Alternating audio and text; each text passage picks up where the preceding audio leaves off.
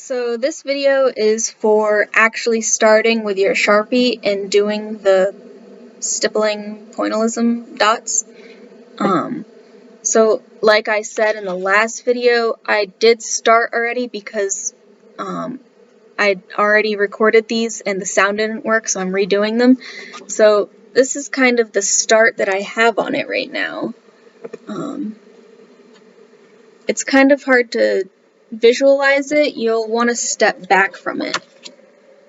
And also it's kind of hard to tell because it's just up close, it just looks like dots. But it'll start to come together, I promise.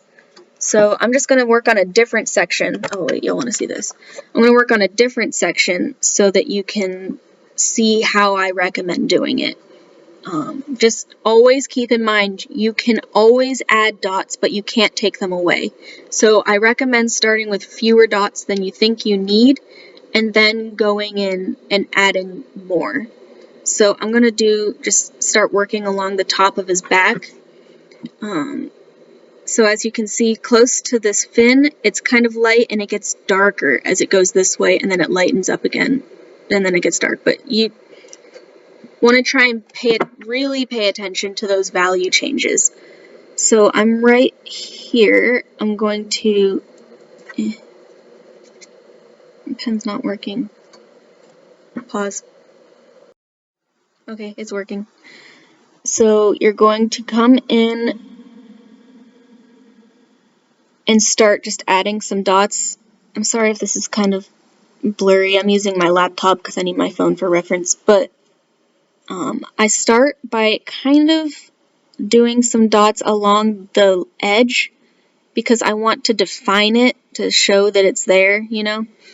And then I'm going to work my way down with pretty spread out dots.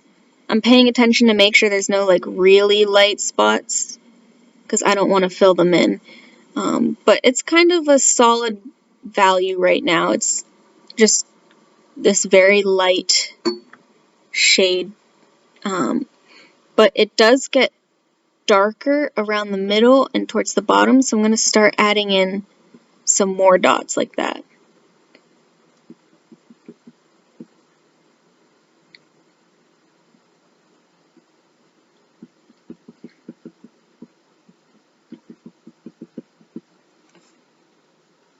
And I'm also going to try and add some dots right on the reflection lines because I want them to stand out as being solid lines once I'm done. Kind of like on the fin, you can see those reflection lines are pretty solid. And as I work this way, it's actually a lot darker.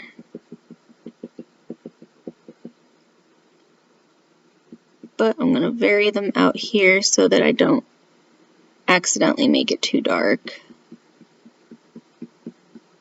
You can probably tell I'm working in sections, which is very helpful. Try and split it into sections that you can look at and really focus on. It's a lot less stressful than trying to be like, oh wow, I have to work on this whole big picture. So I'm just looking at one section at a time. That's really dark, and then it gets a little bit lighter. Oh, sorry, that was my phone. Turn that off. And there's a random dark spot down here for some reason. I'm going to add that in.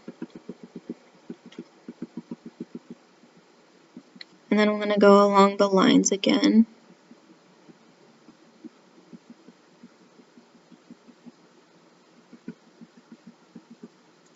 So it's kind of a slow process, but at the same time, it's pretty relaxing. You don't have to think too much. You're making dots, you know? But really pay attention to the different value changes as you're working. You're going to be doing this for the whole thing. It's the same for the whole thing. But I'm making my shark a little darker because, as you can see, he stands out from the background, which is lighter than him. So I don't want to make the shark too light and then not be able to add dots to my background, if that makes sense. So try and think about the different levels of value you have. So these light spots on my shark look pretty light, but in comparison to, say, like over here, they're darker still. So you want to definitely pay attention to all the different values that you're including in your pointillism drawing. I hope that makes sense. If not, let me know.